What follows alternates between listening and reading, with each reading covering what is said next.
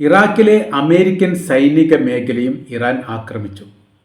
ഈ ആക്രമണത്തിൽ ഒരു സൈനികൻ കൊല്ലപ്പെടുകയും 2 പേർക്ക് ഗുരുതരമായിരിക്കുന്ന പരിക്കേറ്റ വിവരവും അമേരിക്ക തന്നെ സ്ഥിരീകരിച്ചു. അപ്പോൾ അതിൽ കൂടുതൽ ഉണ്ടാവാനുള്ള സാധ്യതകളാണ് ഇപ്പോൾ വിലയിരുത്തുന്നത്.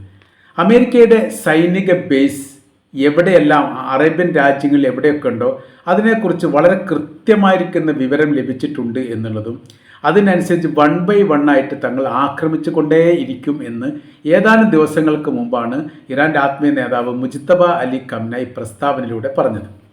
അതിൽ ഒരു രാജ്യം വിട്ടുപോയി. ഇറാനും ഇറാഖും തമ്മിൽ വലിയ സൗഹൃദ രാജ്യമാണ്. 2 രാജ്യം ഷിയ രാജ്യമാണ്. വൻ ഭൂരിപക്ഷം ഷിയാക്കൾക്ക് ഉള്ള രാജ്യമാണ് ഇറാഖ് എന്ന് പറയുന്നത്. വലിയ സ്വാധീനം അവിടെ ഉണ്ട്. കൊല്ലപ്പെട്ട ആയത്തുള്ള അലി ഖംനായുടെ മൃതദേഹം 3 ദിവസമെങ്കിലും ഇറാഖിലായിരുന്നു ഉണ്ടായിരുന്നത്. അപ്പോൾ അത്രയ്ക്ക് വലിയ വൈകാരികമായിരിക്കുന്ന ഒരു ബന്ധമുള്ള രാജ്യമാണ്. പക്ഷേ ഈ ഒരു വിഷയം വന്നതോട് കൂടിയിട്ട് ഇറാഖിനെ അവിടെ നിന്ന് ഇല്ലാതാക്കുക എന്നുള്ളത് അനിവാര്യമായിരിക്കുന്ന കാര്യമാണ്. 2500 അമേരിക്കൻ സൈനികരാണ് നിലവിൽ ഇറാഖിലുള്ളത് എന്നാണ് ഔദ്യോഗിക കണക്ക്. അനൗദ്യോഗികപരമായ രീതി അത് കുറച്ചുകൂടി കൂടുതലുണ്ട് എന്ന് പറയുന്നു. അവരോട് പല ഘട്ടങ്ങളിലും രാജ്യം വിട്ടു പോകാൻ വേണ്ടിയിട്ട് ഇറാഖ് ഗവൺമെൻറ് പറഞ്ഞിട്ട് സദ്ദാം ഹുസൈൻ്റെ ഭരണത്തോട് കൂടിയിട്ടാണ് 25,000-ഓളം അമേരിക്കൻ സൈനികർ അവിടെ ഉണ്ടായിരുന്നത്. ഘട്ടം ഘട്ടമായിട്ടാണ് പിരിഞ്ഞു പോയത്. 2500 ഏറെക്കുറെ ബാക്കിയായി. 2023 ഒക്ടോബർ 7 ഉള്ള ഹമാസിൻ്റെ ആക്രമണത്തോട് കൂടി തുടങ്ങിയിരിക്കുന്ന ഈ യുദ്ധത്തിൻ്റെ ആരംഭം അന്നാണ് ഉണ്ടാകുന്നത്. അതോടനുബന്ധിച്ച് പിന്നീട് നേരിട്ടുള്ള ഒരു ആക്രമണ രീതിയിലേക്ക് കാര്യങ്ങൾ വന്നു. അങ്ങനെ ഹമാസും ഇസ്രായേലും തമ്മിൽ ഏറ്റുമുട്ടി. അത് പിന്നെ പതുക്കെ ഇങ്ങോട്ട് നീങ്ങി, അത് ഇറാനിലേക്ക് നീങ്ങി, ഇറാനുമായിട്ട് 2025 ഇറാനിൽ യുദ്ധം തുടങ്ങി. ഈ ഒരു ഘട്ടത്തിൽ ഇറാഖിൽ വലിയ രീതിയിൽ പ്രതിഷേധമുണ്ടായി. മാത്രമല്ല പല ഘട്ടങ്ങളിലും അമേരിക്ക ഇറാനെ ആക്രമിക്കുന്നത് ഇറാഖിൽ നിന്നാണ് എന്ന റിപ്പോർട്ടും പുറത്തു വന്നു. അതുകൊണ്ട് ഇവിടെ ഇപ്പോൾ നിലവിൽ ആഭ്യന്തരമായിരിക്കുന്ന വിഷയമോ ഞങ്ങളുടെ സൗഹൃദ രാജ്യമായിരിക്കുന്ന ഇറാനുമായിട്ട് ഏതെങ്കിലും തരത്തിൽ പ്രശ്നമോ ഇല്ല. നിങ്ങളാണ് പ്രശ്നങ്ങൾ ഉണ്ടാക്കുന്നത്. അതുകൊണ്ട് തങ്ങളുടെ രാജ്യത്ത് ആക്രമിക്കരുത് എന്നുള്ളതും ഇപ്പോൾ നിലവിൽ അമേരിക്കയുടെ സൈനികർ ഇവിടെ ആവശ്യമില്ല എന്നുള്ളതും ആവശ്യമുണ്ടാവുന്ന സമയത്ത് നിങ്ങളെ ഞങ്ങൾ സമീപിക്കാം എന്നൊക്കെ ഇറാഖിൻ്റെ പ്രധാനമന്ത്രി പ്രസിഡന്റും പറഞ്ഞത് ജോ ബൈഡൻ്റെ കാലത്ത് അത് കുറച്ച് സ്ട്രോങ് ആയിട്ട് പറഞ്ഞു. പക്ഷേ ജോ ബൈഡൻ അടക്കം അത് അംഗീകരിച്ചിട്ടില്ല എന്നുള്ളതാണ്. ഇറാൻ ഇപ്പോൾ പുറത്ത് വിട്ടിരിക്കുന്നത് 3 മേഖല, ശക്തമായിരിക്കുന്ന 3 മേഖലയാണ് സൈനിക ബേസ് കേന്ദ്രീകരിച്ചുകൊണ്ട് ഇറാഖിലുള്ളത്. ഇത് 3 ഞങ്ങളുടെ നിരീക്ഷണത്തിലാണ്. ഈ മേഖലയിൽ നിന്ന് പല ഘട്ടങ്ങളിലെ തങ്ങൾക്ക് നേരെ ആക്രമണം വരികയും ചെയ്തിട്ടുണ്ട്. അതിനു വേണ്ടിയുള്ള ശ്രമങ്ങൾ നടത്തുകയും ചെയ്തിട്ടുണ്ട്. അതൊന്ന് ഹെർബിൻ ബേസ് എന്ന് പറയുന്നതാണ്. അത് കുർദിസ്ഥാൻ മേഖലയോട് ചേർന്നിട്ടാണ് ഈ പറയപ്പെട്ട ഹെർബിൻ ബേസ് ഉള്ളത്. അത് അമേരിക്കയുടെ സൈനിക ബേസ് പ്രാക്ടിക്കൽ നൽകുകയും അതായത് പുതിയതായിരിക്കുന്ന എത്തുന്ന സൈനികർക്കൊക്കെ പ്രാക്ടീസുകൾ നൽകാൻ വേണ്ടിയിട്ട് ഈ എയർബിൻ ബേസാണ് അമേരിക്ക ഉപയോഗിക്കുന്നത്. യുദ്ധവിമാനങ്ങളുണ്ട്, അതേപോലെ തന്നെ കവചിത വാഹനങ്ങളുണ്ട്, ടാങ്കുകളുണ്ട്, ഒരുപാട് സംവിധാനങ്ങൾ യുദ്ധവുമായിട്ട് ബന്ധപ്പെട്ട ഒരുപാട് സംവിധാനങ്ങളുള്ളതാണ് ഈ ബേസ് എന്ന് പറയുന്നത്. രണ്ടാമത്തത് ദോഹക്ക് മേഖലയിൽ പ്രവർത്തിക്കുന്ന ബേസ്, ദോഹക്ക് സൈനിക ബേസ് എന്നാണ് പറയുന്നത്. അത് അമേരിക്കയുടേതാണ്. അപ്പോൾ ഈ മേഖലയിലും മേൽ പറയപ്പെട്ട ദോഹക്ക് മേഖലയെ എർബിസ് ബേസിൻ്റെ അത്ര ഇല്ലെങ്കിൽ പോലും ഏറെക്കുറെ അതിന് പകുതിയോളം ചേർന്നിട്ടുള്ളതുണ്ട്. അപ്പോൾ അവിടെയും ഈ പറയപ്പെട്ട എല്ലാ യുദ്ധ സംവിധാന കാര്യങ്ങളും ഒരു അത്യാവശ്യ ഘട്ടം വരുന്ന സമയത്ത് ഇവിടെ നിന്നാണ് ആക്രമണം നടത്തുക എന്ന് ചുരുക്കം. മൂന്നാമത്തത് ബാഗ്ദാദാണ്. ബാഗ്ദാദിലും ഈ പറയുന്ന രീതിയിൽ വലിയ രീതിയിലുള്ള സൈനിക ബേസാണ്, വലിയ സംവിധാനങ്ങൾ അവിടെ ഉണ്ട്. അവിടെ നിന്നും ഇറാനെ ആക്രമിച്ചിട്ടുണ്ട്. അപ്പോൾ ഈ മേഖലയിൽ നിന്ന് ഇപ്പോൾ പറയുന്ന സമയത്ത് എർബിസ് ബേസിൽ നിന്ന് ഇറാനിലേക്കുള്ള ദൂരം കണക്കാക്കുന്നത് 100 മുതൽ 150 കിലോമീറ്ററിൻ്റെ ഇടയിലാണ്. ചില ഏരിയയിലൊക്കെ 120, 110 അങ്ങനെയൊക്കെ പോകും. മിസൈൽ വേഗത കിലോമീറ്റർ ദൂരമൊക്കെ അവർ കണക്കാക്കുന്ന സമയത്ത് ആകാശ കിലോമീറ്ററാണ് കണക്ക്. ആകാശ യുദ്ധമാണല്ലോ ഇപ്പോൾ നടക്കുന്നത്. ഭൂമി യുദ്ധവുമായിട്ട് ബന്ധപ്പെട്ട ഒരു യുദ്ധം നടക്കുന്നില്ല, കടൽ യുദ്ധം നടക്കുന്നില്ല. നേരക്കാരെ പറഞ്ഞാൽ ഇപ്പോൾ നടക്കുന്ന ആകാശ യുദ്ധമാണ്. 2ാം ലോക യുദ്ധത്തിന് ശേഷം അതിജീവനം എന്ന് പറയുന്നത് ഒരു രാജ്യത്തെ കീഴടക്കാൻ വേണ്ടിയിട്ട് ആകാശത്തിലൂടെ യുദ്ധം നടത്താൻ വേണ്ടി സാധിക്കുന്ന രാജ്യങ്ങൾക്ക് മാത്രമേ നിലനിൽക്കാൻ വേണ്ടി പറ്റൂ. മുമ്പത്തെ പോലെ രാജാക്കന്മാർ വാളും പരിചയമായിട്ട് നേർക്കുനേരെ ഏറ്റുമുട്ടുന്ന കാലം അസ്തമിച്ചു, വെടിവെക്കുന്ന കാലം അസ്തമിച്ചു. ഇപ്പോൾ ഇതാണ് മിസൈൽ യുഗമാണ്. അപ്പോൾ ആകാശ യുദ്ധമാണ്. ഈ ഏരിയ കേന്ദ്രീകരിച്ചുകൊണ്ട് പല ഘട്ടങ്ങളിലും നിരീക്ഷണത്തിന് വേണ്ടി ഡ്രോണുകളൊക്കെ അമേരിക്ക വിടാറുണ്ട്. അപ്പോൾ അതുകൊണ്ട് ഈ മേഖല വളരെ പ്രധാനപ്പെട്ടതാണ്. ടാങ്കുകൾ, മിസൈലുകൾ, ഡ്രോണുകൾ, വിമാനങ്ങൾ, വെടിക്കോപ്പുകൾ അടക്കമുള്ള എല്ലാ സംവിധാന കാര്യങ്ങളും ഈ പറയപ്പെട്ട 3 മേഖലയിലും ഉണ്ട്. ഇനി അടുത്തത് പറയുന്നത് കാര്യം ഇങ്ങനെയാണ്.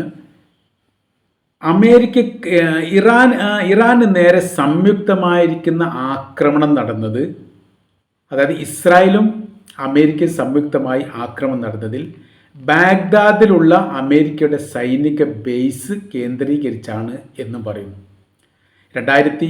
ഈ വർഷം ഫെബ്രുവരി 28 ആയത്തുള്ള അലി ഖംനായി അടക്കം കൊലപ്പെടുത്തിയതുമായി ബന്ധപ്പെട്ട് നടത്തിയ ആക്രമണം ഇറാഖിലുള്ള അമേരിക്കയുടെ സൈനിക ബേസ് കേന്ദ്രീകരിച്ചുകൊണ്ട് സംയുക്തമായിരിക്കുന്ന ഓപ്പറേഷനാണ് അമേരിക്കയും ഇസ്രായേലും ചേർന്ന് നടത്തിയത് എന്നുള്ളതാണ്.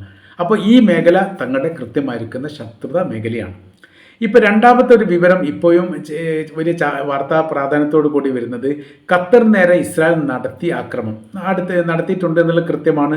ബിൽഡിംഗ് തകർന്നിട്ടുണ്ട്, ഒരാൾ കൊല്ലപ്പെട്ടിട്ടുണ്ട്, 4-5 ആൾക്കാർക്ക് പരിക്കേറ്റിട്ടുണ്ട്. ഹമാസിൻ്റെ ആൾക്കാർ ആരെയും കൊലപ്പെടുത്താൻ സാധിച്ചിട്ടില്ല, അവർ രക്ഷപ്പെട്ടു പോയിട്ടുണ്ട്. രക്ഷപ്പെടുത്താൻ വേണ്ടിയിട്ട് ഈ തുർക്കി ഇസ്രായേലിൻ്റെ രഹസ്യം ചോർത്തിയിട്ടുണ്ട്. അത് ഇറാഖിന് ഖത്തറിന് നൽകിയിട്ടുണ്ട്. അങ്ങനെയാണ് ആ സംഭവം നടന്നതെന്ന് നമുക്കറിയാവുന്നതാണ്. പക്ഷേ ഇവിടുത്തെ പ്രശ്നം ഇതാണ്, ഏത് മേഖലയിൽ നിന്നാണ് ഖത്തറിനെ ആക്രമിച്ചത്? ഇപ്പോൾ ഉത്തരമില്ലാത്തതാണ് ഒന്നാണ്. പലതരത്തിൽ അന്വേഷണം നടത്തിയിട്ടുണ്ട്. അന്വേഷണം നടത്തിയ രാഷ്ട്രത്തിലെ ഭരണാധികാരികൾക്ക് ഒരുപക്ഷെ ഉത്തരം കിട്ടിയിട്ടുണ്ടാകും. പക്ഷേ അവരെന്ത് ചെയ്തിട്ടില്ല, ഫോർവേഡ് ചെയ്തിട്ടില്ല. അതായത് ഇസ്രായേലിൽ നിന്നല്ല എന്ന് ചില റിപ്പോർട്ടിൽ കാണുന്നു. അങ്ങനെയാണെങ്കിൽ പിന്നെ അറേബ്യൻ രാജ്യങ്ങളിൽ നിന്നാണ് ആക്രമണം നടത്തിയത്. അതിൽ പറയുന്നത് ഒന്നുകിൽ അത് ബാഗ്ദാദിൽ നിന്നാവാൻ സാധ്യതയുണ്ട് എന്നുള്ളതാണ്. സംയുക്തമായിരിക്കും. അമേരിക്കയ്ക്ക് ഇതറിയാം. അമേരിക്കയും കൂടി ചേർന്നിട്ട് ഒപ്പിച്ച പണിയാണ് ഖത്തറിനെ ആക്രമിച്ചതെന്ന് പറയുന്നത്. അത് അറേബ്യൻ രാജ്യങ്ങളെ ഭയപ്പെടുത്താൻ വേണ്ടിയിട്ട് കൂടിയാണ് അമേരിക്ക ഇതിന് സപ്പോർട്ട് ചെയ്തത് എന്ന് പറയുന്നു. എന്നാൽ ആക്രമിച്ചതോടുകൂടി പിന്നെ റൂട്ട് മാറി അമേരിക്കയെ തന്നെ വിശ്വാസമില്ലാത്ത രീതിയിലാണ് പിന്നീട് അറേബ്യൻ രാജ്യങ്ങളുടെ നിലപാടുണ്ടായത് എന്നുള്ളത് മറ്റൊരു വശം. ഇപ്പോൾ പറയുന്ന കാര്യം, ഈ മേഖലയുള്ള സൈനികപരമായിരിക്കുന്ന ബലവും ശക്തിയും ക്ഷയിപ്പിക്കുക എന്നുള്ളത് അനിവാര്യമായിരിക്കുന്ന കാര്യമാണ്. അതിനു വേണ്ടിയിട്ട് വലിയ ശ്രമങ്ങൾ ഇറാൻ നടത്തുന്നു. അതിൻ്റെ ഭാഗമായിട്ടാണ് ആക്രമണം നടത്തുന്നത്. അപ്രതീക്ഷിതമായിരിക്കുന്ന ആക്രമണത്തിലാണ് പ്രതിരോധ സംവിധാനം തകർന്നുകൊണ്ട് അമേരിക്കൻ പൗരൻ കൊല്ലപ്പെടുകയും ഒന്നിലധികം അമേരിക്കൻ പൗരന്മാർക്ക് പരിക്കേൽക്കുകയും ചെയ്തു. മേൽക്കൂരയുടെ മേലെ ഡ്രോൺ വീണിട്ടുണ്ട് എന്നാണ് പറയുന്നത്. അഥവാ അവരുടെ സൈനിക ബേസിൻ്റെ മധ്യത്തിലുള്ള മേൽക്കൂരയുടെ മേലെ മിസൈൽ വീഴുകയും അത് പൊട്ടിത്തെറിക്കുകയും ചെയ്തു. അങ്ങനെയാണ് ഈ ആളുകളുടെ നാശങ്ങൾ ഉണ്ടായത് എന്ന് പറയപ്പെടുന്നു. ഇത് ട്രംപിനെ സംബന്ധിച്ചിടത്തോളം വല്ലാത്ത രീതിയിൽ പ്രകോപിപ്പിച്ചതാണ്. അമേരിക്കയുടെ സൈനികർ കൊല്ലപ്പെടുക എന്ന് പറയുന്നത് അവർക്ക് വലിയ രീതിയിൽ മുറിവുണ്ടാക്കുന്ന കാര്യമാണ്. ഇസ്രായേലിനും അങ്ങനെ തന്നെയാണ്. അവരുടെ സൈനികർ കൊല്ലപ്പെടുക, അവരുടെ രാജ്യത്തിലെ പൗരന്മാരെ പിടികൂടുക എന്നൊക്കെ പറഞ്ഞാൽ അവർക്ക് വലിയ പ്രയാസം ബുദ്ധിമുട്ടുണ്ടാക്കുന്ന കാര്യമാണ്. ഈ പ്രവൃത്തി ഇവിടെയും നടന്നിട്ടുണ്ട് എന്നുള്ളതാണ് ട്രംപിനെ പ്രകോപിപ്പിക്കുന്ന കാര്യം. ഇപ്പോൾ കണക്ക് പ്രകാരം തന്നെ ഒരാഴ്ചയിനിടയിൽ 3 എണ്ണം ജോർദാനിൽ മരിച്ചിട്ടുണ്ട്. പിന്നീട് ഒരാൾ സൗദി അറേബ്യയുടെ ആ മേഖലയിൽ മരിച്ചിട്ടുണ്ട്. ഇപ്പോൾ ഇറാഖിൽ ഒരാൾ മരിച്ചെന്ന് പറയുന്നു. അങ്ങനെ കൂട്ടി വായിക്കുന്ന സമയത്ത് ഏകദേശം 10ഓളം ആളുകൾ ഈ തൊട്ടടുത്ത ദിവസത്തെ ഒരു 10 ദിവസത്തിൻ്റെ ഇടയിലോ 15 ദിവസത്തിൻ്റെ ഇടയിലോ കൊല്ലപ്പെട്ടിട്ടുണ്ട്.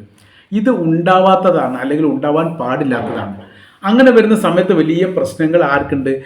അമേരിക്കൻ പ്രസിഡന്റ് ഡൊണാൾഡ് ട്രംപിനുണ്ട്. കാര്യം എന്ന് പറഞ്ഞാൽ തൊട്ടടുത്ത മാസമാണ് അവിടെ ഇലക്ഷനിലെ ഹിതപരിശോധന വരുന്നത്. ഹിതപരിശോധനയിൽ ട്രംപ് ജയിച്ചിട്ടില്ലെങ്കിൽ പിന്നീട് ഒരുപാട് പ്രശ്നങ്ങൾ യുദ്ധവുമായിട്ട് ബന്ധപ്പെട്ടും സാമ്പത്തിക ഇടപാടുമായിട്ട് ബന്ധപ്പെട്ട കാര്യത്തിലൊക്കെ ഒരുപാട് ഇടപെടലുകൾ നടത്താൻ വേണ്ടിയിട്ട് അവരുടെ ഭരണഘടന അവർക്ക് അനുവാദം കൊടുക്കുന്നുണ്ട്. അപ്പോൾ അവർക്ക് വലിയ നിയന്ത്രണം, ട്രംപിന് വലിയ നിയന്ത്രണം വരും.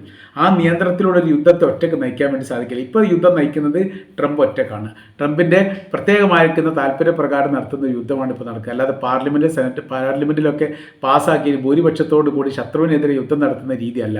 അതുകൊണ്ടാണ് ഇറാനെതിരെ ലോകത്ത് ഒരു രാജ്യവും അഭിപ്രായം പറയുന്നില്ല. ശ്രദ്ധിച്ചാൽ അറിയാൻ വേണ്ടി പറ്റും. ഈ ഒരു വിഷയത്തിൽ എല്ലാവരും ഇറാനോടൊപ്പമാണ്, അമേരിക്കക്കെതിരെയാണ്.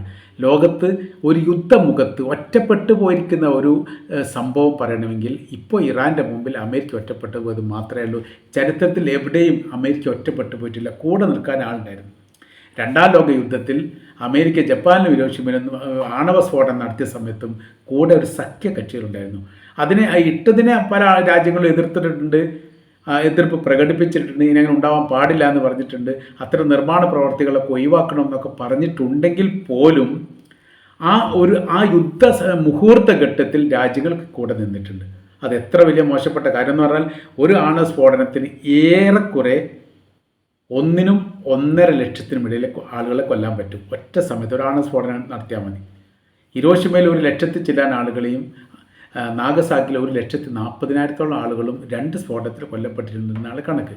അപ്പോൾ നമുക്ക് വായിച്ചാൽ അത് മനസ്സിലാക്കാൻ വേണ്ടി സാധിക്കുന്നതാണ്. അപ്പോൾ നമ്മൾ പറഞ്ഞു വരുന്ന വിഷയം, ഇപ്പോഴത്തെ അമേരിക്കയുടെ സ്ഥിതി കാര്യങ്ങൾ വല്ലാത്ത രീതിയിൽ ഭയപ്പാടുണ്ടാക്കുന്ന കാര്യമാണ്. കാര്യം അവരുടെ സൈനിക ബേസ് കേന്ദ്രീകരിച്ചുകൊണ്ട് ഉള്ള എല്ലാ രഹസ്യങ്ങളും ഇറാൻ്റെ കൈവശത്തിലേക്ക് ചോരുകയും ഈ മേഖല കേന്ദ്രീകരിച്ചുകൊണ്ട് നിരന്തരം ഇറാൻ ആക്രമിക്കുകയും ചെയ്യുന്ന സമയത്ത് അമേരിക്കയ്ക്ക് പ്രതിരോധം നഷ്ടപ്പെടുന്നു എന്നുള്ളതും അവരുടെ സൈനികർ പോലും നിരാശയിലാണ് എന്ന തരത്തിലുള്ള റിപ്പോർട്ടാണ് നമ്മൾക്കിപ്പോൾ ലഭിച്ചുകൊണ്ടിരിക്കുന്നത് എന്ന് ചുരുക്കം.